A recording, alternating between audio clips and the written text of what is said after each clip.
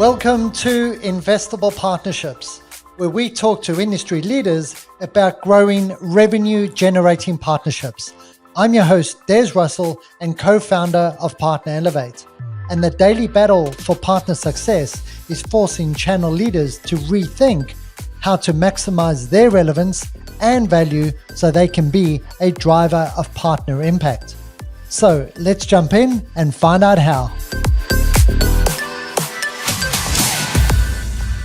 Hey Basem, it's so exciting to have you join us on the Investible Partnerships podcast. I know we've been trying to get together for a while, but at the end of the financial year, you've made it happen, and I'm really, really appreciative of you.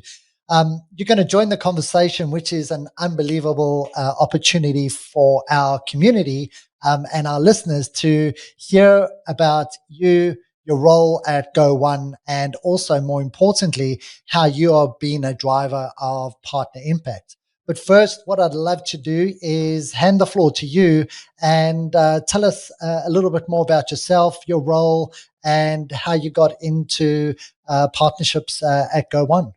Nice one. Well, thanks for having me, Des. Yes, we've been trying to catch each other, and it wasn't until we saw each other at a recent conference that we said, let's do that. And no better time than a few days before the financial year to jam it in, but all is well. So again, thanks for having me. My name's Baz. I work for Go1. We're an organization focused on online corporate learning. If you think about what organizations are faced with today when they have to procure corporate learning, they have to go out and speak to multiple different vendors. They have to figure out whether it plugs into their learning management system. So we're focused on ensuring all those problems are taken away from organizations, and we're making sure that the right level of content is put in front of the right learner at the right time based on their competency, skills, and what they're trying to achieve. And one of our core principles is ensuring that content can plug into any third-party system around the world, so that the essentially learner can be met where they are versus having to think about multiple systems. So I lead a team of about 30 or so people at Go1 and run global distribution, so our global distribution partnership team. We use partnerships interchangeably at Go1. We have sort of content creators who are also our partnerships, part of our partnerships team. That was my initial role when I joined the company, was to scale the sort of the supply side of our business. We also have demand gen partners, so our distribution partners, and I find myself leading that part of the organization right now. My background prior to Go1 was actually not in EdTech or SaaS at all. I was in banking for about 10 years. Multiple things within banking, treasury, balance sheet management, things like that, and decided that it was time to do something completely differently, and no better task. So you chose partnerships. I mean, yeah. Well, I chose Go1, a fast-growing Australian startup with not a lot to sort of that was there or under the bonnet at the time. But it was definitely a risk that was worth taking, and sort of found myself landing in the partnerships role. And I think the one thing that I was looking for post my stint in banking was a role that enabled me to do lots of things. And with partnerships, you are sort of like the mini CEO of your business, right? You're with finance one day, you're doing P&L management the next day. One day you're writing an agreement, the next day you're doing sales enablement. So it's sort of the broad nature of partnerships, which is what attracted me to the role for sure.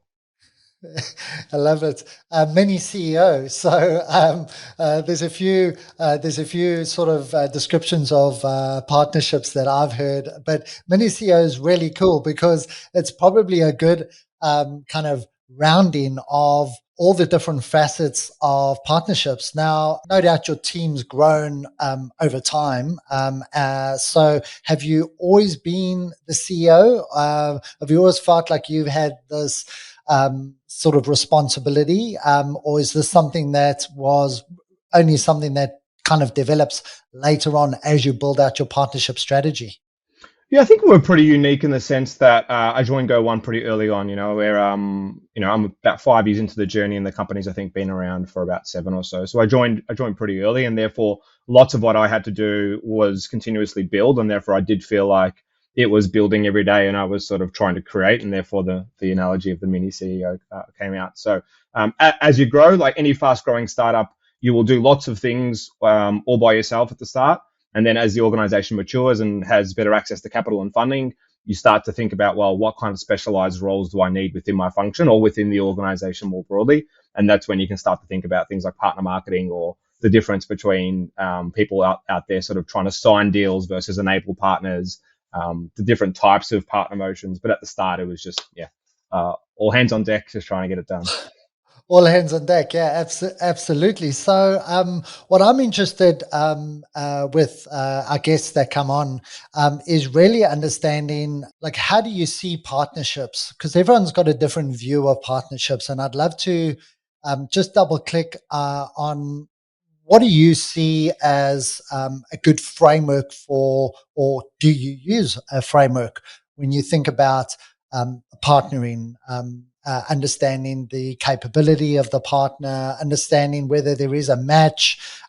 Is it more feeling, or do you have a structured framework that you kind of think about, or what's the ingredients for you in terms of what an investable partnership is? Yeah, I mean, good question, and it's probably lots of those themes. I might mention before I jump into the sort of selection process, sort of the end result for the folks at Go One, or for Go One, is that actually our partner motion or our partner channel powers a large proportion of our revenue, probably over half of our revenue over time. And that is something that we sort of fell into a little bit, but were forced to discover it as we went through. So I guess coming back to your question, I read an article a long time ago now that talked about the 4 C's. There's capital, there's coverage, there's commitment, and there's competence. And I think, if you got a partner that has capital, well funded, access to money, is sort of global in nature, has global customers. We're a global company, so that helps when you approach an organization that has global coverage. They're committed to the partnership. They care. They're incentivized, all the right reasons, from the exec level all the way down to the rep. And I think competence is also one that's hurt us. We had 3 of the 4 C's, and the last one was, they weren't able to execute indirect sales themselves. They weren't able to embed a new product into their own sales cycle, which is, cumbersome and tricky, and it's not easy. And therefore, we always look at the 4 C's as sort of a broad stroke to just see whether that's the right, framework to enable us to say, is this the right partner to have another conversation with, for sure. I love that. 4 C's. So let's I want to sort of go double click into this a little bit, because this is great. How did you know, let's take that last example. How did you know, or when did you know that they weren't able to embed from the commitment side, they weren't actually able to embed that offering or do that direct sales motion, which is really what you were trying to leverage in the partnership? Did you see this early on, or are the 4 C's something that you use as you progress your partnership? Because one of the challenges that we have in partnerships is time, right? It's like it's time to market, it's time to value. And I'm always interested to understand, when do you find things out? Is this 3 months down the line and you're like, oh my goodness, they couldn't execute? Or is this something that you try and use these 4 C's early on to really get a simple view, which is a yes, no, or maybe? Yeah, it's an initial assessment, so you definitely do that. But I think you constantly iterate and sort of re-benchmark the partners throughout their partner life cycle. So we have a partner life cycle journey at Go One, and you're constantly, reassessing that framework. I do say to the team that, and our executive team as well, they don't like this, but you have to do the dance with quite a few and you have to get through a couple of songs until you realize, well, this person can dance or can't.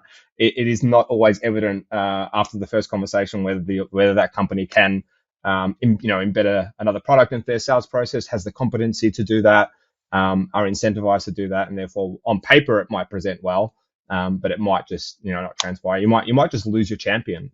Everything might be right.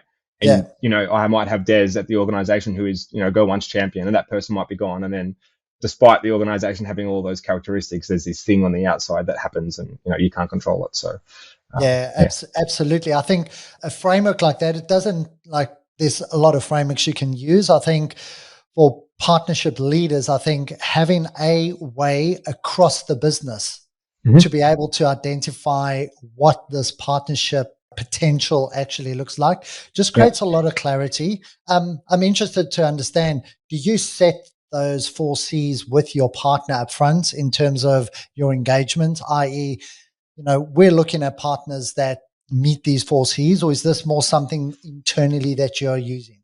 It's probably indirectly with them. So we probably tease it out through the negotiation process and through the, once you get through the meaty, is there something here? Is there going to be a partnership? You start to get into trying to operationalize some of those broad concepts, like how will go to market work? How will our sales process work? And if you're running into consistently brick walls, you realize, well, they don't have the commitment or they don't have the competency. So, I'd say it's an initial assessment, but we as we go through, we'll learn a little bit as well. Okay, excellent. And at the same time, not afraid to go, no, this isn't going to work in terms of the partnership. Absolutely, yeah. I think one thing we've gotten better at is probably adding a couple of dimensions depending on the type of partner that we're talking to or what's in front of us. What I mean by that is, there might be an organization that has all of those 4Cs, but maybe it doesn't give us access to our ideal customer profile. And that's just a different lens. So yes, they want to do all of this stuff. They are ready to go, but actually there's no, customer fit there for go one in terms of our ideal customer profile. And we don't necessarily say no on the back of that. It might just mean that, if our ideal customer is sort of an enterprise organization with 1,000 employees north of that, and this partner gives us access to SMB type relationships, we might decide that we still want to partner with them, but it might be a reseller motion where we don't have our sellers engaged in sort of low volume, high velocity deals, because that's not the game that we want to play in. So I guess there are definitely other mechanisms or other questions that we ask to be able to sort of drive the right commercial model, which is also an important thing to recognize too. Absolutely. I think the default of partner profile fit, customer segment fit, culture fit.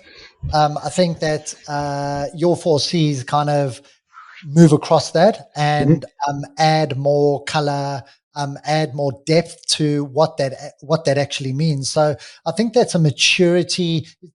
From a maturity point of view, is that something? How did you realize that you needed some kind of framework to build and identify partner fit outside of the usual stuff? So was this you were struggling to build stronger partnerships, or is this like, how did you come about this framework? Yeah, I mean, I think the broad nature of the 4Cs is really important, because you can't have, if one of the ingredients is missing, you're not going to be successful. And I think the one thing that we realized early on when we sort of took a bit more control over the channel was that we had lots of signed contracts and lots of people were high-fiving each other and going to conferences saying, how good is this? But there was no go-to-market planning. There was actually not a lot of commitment on the other side from the partner. There was no focus on enablement and really getting a partner from a signed contract to selling a product is a massive way to go. So at the start, I think we struggled with too much of a focus on paper, too much of a focus on having signed agreements versus turning them actually into successful partnerships. So commitment was one of the things that we realized pretty early on that we didn't have, and therefore we really focused on enabling our partners and understanding whether they were going to be committed or not. Yeah, I think the commitment is a massive thing, and it's the commitment. I read an article or phrase out of an article last week, which is really commitment is more than the signature on the paper. Mm-hmm. Absolutely, like absolutely. Like that's maybe level one. And it's this deeper commitment as you go into the partnership and through the organization. So I love that. 4Cs, a great takeaway for our audience around the thinking and the tools and the tenets that you're using around that. So thanks for sharing that. So I want to unpack your insights around your partnership motion, because you've got two kind of partnership motions that you currently run. I'd love to understand, what did you start with in terms of your partner motion, and then what brought up this? So you've got the content partnerships, and then you've got the demand gen partnerships. So let us understand a little bit more about how you started, why you started there, and then what brought up this different partner motion, because there's a lot of partnership leaders that have a specific kind of into their partner go-to-market, and then it's often that second, what is the other type of partnership that we need to create or build or go after? That is really a challenge, because we're kind of so focused on this making this one partner type or partner motion successful. So I'd love to understand from your perspective, what comes first? Why did it come first for you? And then what brought you to bring on your demand gen partnership, which is actually where you are building a lot of your revenue, as I understand That's right. Yeah. partnerships today. Yeah, I mean, so we've always had the concept of the flywheel at Go One, and we think that we're somewhat of a marketplace in the sense that we have the learners on one side of the flywheel, we have content creators on the other side of the flywheel, and we think that the more supply that we have will give us more access to learners. The more learners we have, will give us more access to supply, and therefore that's the flywheel. So the initial focus was building out the supply side of our product, essentially building our product that we take to market, and therefore there was a really strong focus on articulating the partner lifecycle very early on. We were a new product, so us approaching content creators and saying, "Here we are, the Netflix of or the Spotify of," just wasn't going to work. We needed to be a little bit more articulate in ensuring that they understood that it wouldn't cannibalize their business. They knew how they would get paid. They knew how the sort of product works. And then as we went through that, we realized that there was an accelerator to our flywheel, was this sort of intermediary party that gave us more access to the learner side, which was the HR software provider that has millions of learners that are on their LMS, that if we could just partner with them, that would enable us to be able to open the doors to so many more learners, versus the traditional way of trying to sell directly and trying to reach those organizations. So I think it was a little bit of focusing on the flywheel. Then we understood how important distribution partners were to the flywheel. And then once we figured that out, there was quite a lot of synergy between sort of an online corporate learning library or an online corporate learning marketplace and a learning management system. And we really focused on ensuring that at the point of renewal for these customers, when they were renewing their learning management system, that we could have a conversation about content. And the distribution partners were the key to being able to allow us to have those conversations. So they would essentially drive the top of funnel for us. They would register leads. We would then join them. We're probably 80% co-sell. So we would join their reps on calls. So again, I'd say that, focusing on our product was what we wanted to do first, and we did that and scaled that. And then sort of we found that partnerships were a massive accelerator to our flywheel. I think we could talk about flywheel and we could talk about all sorts of wheels. What I think is, what are the things that you need to turn in the partnership space to be able to strategically achieve what you needed to? It's often where you're focusing your attention. Yep. And where's your team's focus? So how does the flywheel that you have help focus your attention with the team? When you kind of know things aren't going, maybe partner acquisition isn't down, or content, your content provider isn't quite at the level that you need. How is focusing on that help you and your team focus and double click on the right things? Yeah, well, I think given that we are so focused on co-sell motion, it really is about consistently ensuring that we're enabling another organization to sell your product. And I can't re-emphasize that enough. That for us is our North Star. Is we have 200 sellers globally that are selling our product outside of our organization, and we need to make sure they have everything they need. They're kept up to date. They have the trust. Their organization incentivizes them in the right way, so they understand that there's something in it for them. So really it was knowing that we weren't going to be a product that was going to be resold. I think our product at times was, it sort of needed one of our sellers there to be able to articulate the value, and therefore co-sell was the thing that we focused on. And the major component to that is enablement, and therefore that was the thing that we always double clicked on from start to finish. Love it. Now, there's a point in there, like you've got 200 resellers outside, 200 salespeople outside the organization that are pushing. I mean, that is scale. How do you keep their attention? How do you keep the two things that I think is extremely important? The relevance, how are you relevant to them consistently, and how do you deliver value? What is the key to doing that in how you partner?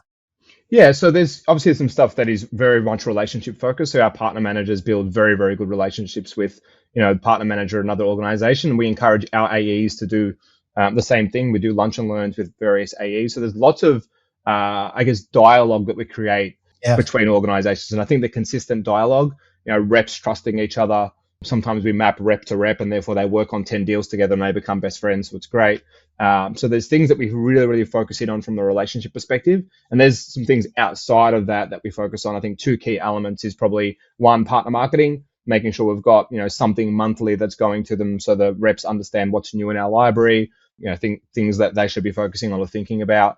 The second part is making sure they're always incentivized. And, it is as simple as if a rep is incentivized and they get quota relief or they get comp on, the Go One product, we'll be far more successful than if they don't, because to get their attention, particularly with the likes of some of our larger partners that we partner with, SAP SuccessFactors and Ceridian, very, very large, global HCMs with thousands of sellers. And therefore you've got millions of resellers tapping them on the shoulder saying, hey, resell my product, whether it's benefits or payroll or all these adjacent things. So, the rep understanding the value, the rep knowing it won't interrupt their sales cycle, and the rep knowing they get paid is, I think, really, really important to focus in on and get right. Hey man, this is so gold. I tell you what, there's so much gold here in this conversation. I want to understand your partner motion. You originally were obviously as a typical startup, you were direct sales motion, and Yep. then you positioned your partner motion. What I see quite challenging is for organizations that shift from direct to partner. Mm-hmm. The key thing that I see is, I know you've spoke about value and you spoke about incentivizing and keeping them up to date, etc. But one of the big gaps I see is in the messaging that the software vendor takes to this new partner. One is they were going direct, so they have a very customer-focused problem that they're solving, very clear customer-focused problem. Now we introduce a partner, and the relevance of the customer is less relevant than what you're solving for the partner, how you're actually helping that partner. How did you get that messaging super clear around what partners needed in terms of what one could provide? Yeah, well, they're distinct. Marketing to a partner and marketing to a direct customer are very, very different. You don't always have access to the end customer, right? So it is, what are the 3 or 4 questions you should ask an organization at renewal? Do they have a content learning strategy? Do they currently use 3 of these vendors? Are they focused on upskilling and reskilling? And really, we make it really, really easy for that partner or the partner's reps to qualify content. All we want them to do is qualify the need for content when it's attached to another third-party HR software solution. And therefore, that is very, very different to direct marketing to a customer. We're really focused on the partner rep. That's who we're marketing to, because the partner rep needs to essentially interject or position us within a sales cycle, register that lead with Go One. And therefore, everything we need to do is focused on that partner rep. How do we not complicate your sales cycle? What are the sort of buying motivations? What are the 5 questions you can ask, keeping it really simple? When to bring us in? How to position who we are. We are content experts. We're not, aggressive sellers. We come in, we're complementary to your sales cycle, etc. So, I think keeping them discreet and having that organizational buy-in, that, partner enablement. We have in our team a partner enablement team. Partner enablement is very, very different to sales enablement. It's very different to customer marketing. And partner enablement's role is very specific on enabling each individual partner to be successful. Oh man, this is so good. So as SVP of Global Partnerships, you're supporting growth all over the world, but particularly in APAC.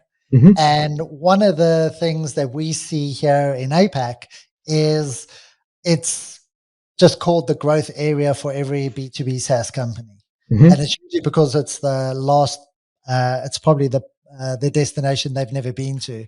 So they want to come to APAC. They want to build partner ecosystems in APAC. They want to build a presence, and they typically go partnerships. Let's go partnerships.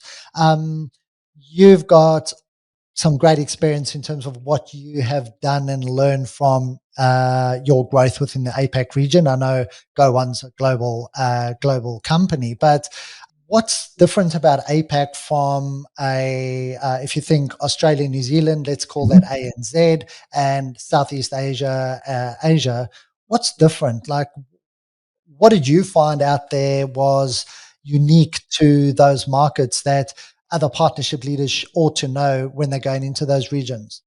Yeah, I guess I'd say what isn't different. They are, miles apart. I think if you think about ANZ, it's a well. Firstly, if you think about North America, where the bulk of our revenue comes from, we're focused on the enterprise there because there's lots of enterprises, and therefore, we go up market. There's lots of them, and therefore, I wouldn't say they are homogenous, but it's closer to homogeneity. Whereas Yeah, in Australia, you have Australia and New Zealand, you have a pretty fragmented sort of SMB mid market landscape.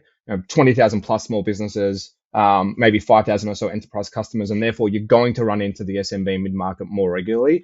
And then if you think about that added complexity with Asia, where it's about language customization, price sensitivity, just as much nuance around languages and culture, that it can be very, very difficult. So partnerships can be a very attractive way to be able to solve, not having to have 10 different sales teams doing 10 different things, but yeah, fundamentally, I think organizations need to ask themselves, what role do I want my partner to play?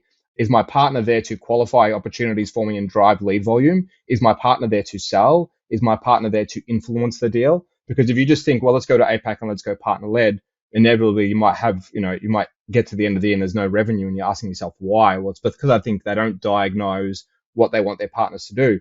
In Australia, for instance, we wouldn't go out and acquire 150 partners because I don't think that the rewards there. We see that there's probably 3 or 4 players within the HR software community that own a fair amount of that share of sort of SMB mid market, and therefore you probably only need 3 or 4, and maybe they're resellers because it's so down market. So it's just focusing on them to be successful versus going and acquiring a whole bunch of partners who may not give you access to your ICP or might be tripping over your own reps in the region. So just understanding what role you want your partners to play, and they all might play different roles, but being super articulate with that, and then making sure you've got some friends in RevOps who are making sure that data is visible and evident, so that you can actually prove that that partner is playing that role, is really important. and you can see the ROI based on that. Why do you think partnership leaders don't ask that question though? What role do I want my partners to play? Is this a fundamental question, like learning if you want to go near water, you've got to learn how to swim, or what's why do you think that question isn't being asked? Well, I think it's probably the reason why I'm chatting to you today, right? I think the partnership playbook is probably still being written, enhanced, and there's lots of great people doing great work, sort of bring some of that knowledge out to the general community. But I think there's still a lack of an awareness of partnerships, and you can get partnerships right, and it can be very successful, or you can get partnerships wrong, and it can be high revenue but dilutive to your margin, or you could give away too much revenue share, or you spend lots of money and it doesn't work, and therefore there is a formula and there is a playbook being written and being enhanced. And I think we just need to pay a little bit more attention to that playbook, I think. So how would you think partner leaders that are coming into the APAC region, how do you think they should, like, if you're going to start a team structure here, like, what's the first role that you would hire, and what support would that person need to be able to be successful? I think you'd have to have a partner strategy articulated on what you want the individual to do first. I think first and foremost, it's not necessarily about the first person that you hire. It's about articulating what you want your channel to do and what your people to do. So clearly, you would probably focus on outbound partner acquisition is probably the first place you start. You can't have the conversations unless you start having the conversations with partners. So that's probably where you would start. But ensuring that person is well equipped to be able to articulate the partner value proposition, the what's in it for the partner, what do we actually want our partners to do, how partners will be compensated, and making sure that's very clear before they go and try and execute, and inevitably will fail unless they have that supporting them. Yeah, love that. So I think back to your point earlier, kind of connected to this. How do you maximize your relevance and your value to the partner? Why do you think it's more important to make sure that you are relevant to that partner's success as opposed to anything else? Like, what's that unlock around relevance? Is it a monetary thing? Is it a competitive thing? Or is it all of that? It's a bit of all of that. So, it's about what they care most about. And for instance, some partners in a landscape that we've spoken to are just trying to get feature parity with their competitors. And if one of their competitors partners with Go1, they want to partner with Go One as well because it gives them feature parity. So that's one thing they might be incentivized on, which is actually not the revenue. We just want to be able to offer our customers Go One as well because our competitor does. So I think asking those leading questions, where are you at in your organization's landscape? How's your funding profile? Are your sales going okay? How are you finding the APAC market versus North America? Who are your competitors? And if you ask all these questions, it will very, very quickly enable you to form a view on whether you think this partnership will be successful or whether you think this partner will care. So ask all the questions. Ask all the questions. And then, you kind of lay that with your 4Cs. Yep, And exactly. you're really starting to build this great profile of, yes, there's relevance. We can have relevance for you, but in terms of value, I'm looking at value to us as Go One. And now these 4Cs start to build this particular picture. Do you do this programmatically at all at Go One? Like, is this in your partner recruitment, or is this really one-on-one conversations that your partner managers are having with prospective partners? We have a playbook, actually something that's recently been rolled out by our enablement team. I can't shout them out enough. So it's something that's actually embedded in Salesforce, which is a step-by-step playbook on partner acquisition. And there's all of these things that you should be asking partners to then be able to present back to the person who is your boss. It might be the person running our APAC channel, person running our tech alliances, to say, yep, the partner manager might present back, say, I think I've got a really good opportunity. They'll talk them through Playmaker, which is what it's called, which is all of the sort of questions that we prod partner managers to ask for, and then we do an assessment on whether we think the partnership is worth investing on, depending on what they want. But we're also making sure that we're building long-term value. So focusing on just revenue for the first year or for the first second year doesn't really work for us anymore, given the stage of maturity for our company. So we're always about ensuring there's long-term value. It's not just about sort of quick wins anymore. So I think encouraging people to ask questions more about sort of long-term, having things in your partner agreement or your partner structure that enables you to review things at certain points in time, in a couple of years' time, because organizations change focus so much, is really, really important. So that's another thing that we're laser focused on. Yeah, it's the beyond the sugar hit of the right. beyond the sugar hit of revenue uplift or market growth opportunity. What does the long-term prospectus actually look? Love to double click on that. Whose role is that? Is that the vendor's role? Is that Go One's role? Is this your role to help build that muscle or capability in your partner to help them drive that growth from the enablement side? Or is this more an impact of the partnership where that partner decides to invest themselves? It's probably our partner program. So it probably falls on us collectively at Go One to make sure that we're building a partner program that is well understood, has strong metrics that support it, has a short-term and long-term vision, well understood across the organization. RevOps understand it, importantly. We're not embedding a whole heap of customization in a silo without our finance team knowing it. Like, even things like, billing and invoicing a partner at scale can become really troublesome if you haven't built core processes around billing and invoicing. So really it is, there's, again, in terms of the pillars, we have a partnerships team, which is out there on the road talking to partners every day, but they're supported by partner enablement, partner operations, our partner program lead out there making sure our program is sustainable. And therefore, I can't re-emphasize that enough, is it's really, really important to have a medium and long-term view and build the processes around your partner program for sure. So it sounds like, there absolutely sounds like you are having a massive impact on partners, and a senior vice president, having partner impact is probably one of your core measurements that you look for.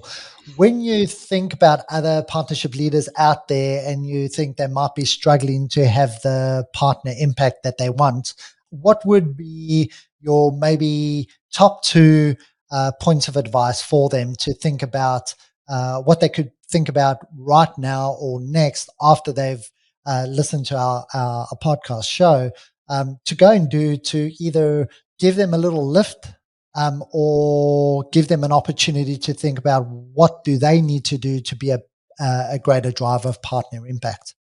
Yeah, it's a really good question. I think we've been fortunate that we've had really strong synergy with our partners, and it's driven a large proportion of the revenue for the company, and therefore we are front and center of the organization, and we are in every conversation. So we're somewhat fortunate there. But I would say that, like, the basics matters. So having a hypothesis on what you want your program to do, picking one partner, focusing on that partner, doing the basics brilliantly. I'll quote my old boss there saying that, and just trying to replicate that step by step instead of going too broad. It's like, can you prove out that another organization can either drive top of funnel for you, can co-sell with your reps, can resell, your product.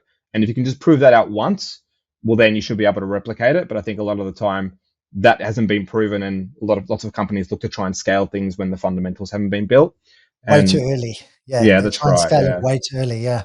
And the second thing I'll say is never forget that we are a relationship-driven business. So you can hypothesize all you want that you have to speak to someone on the other, end of the phone or the Zoom. You have to work with them to build trust, and therefore having relationships and keeping relationships live just for the sake of relationships is really important. What you don't want to do is, speak to your VP of partnerships at organization X only at renewal, and you only have a conversation once a year at renewal. Build trust and build value and speak to them regularly about their challenges and share wins and share those stories. I find that our most successful partners are the ones that we have mutual trust and we have a really strong relationship with. And I think that can be overlooked if you focus too much on the ones and zeros versus the people that are out there doing the job. I love that. What the antidote to this is, well, if you are struggling to be a driver of partner impact, what's the one thing you should probably stop doing? Overcomplicating it is probably the thing I would say. Okay. It can be as basic as two people sitting in a room mapping out how a process will work and being very specific about that process, and trying to lift that up. Don't overcomplicate it. Well, Basem, it's been an unbelievable privilege having you on our Investible Partnerships podcast. And thanks so much for joining this conversation.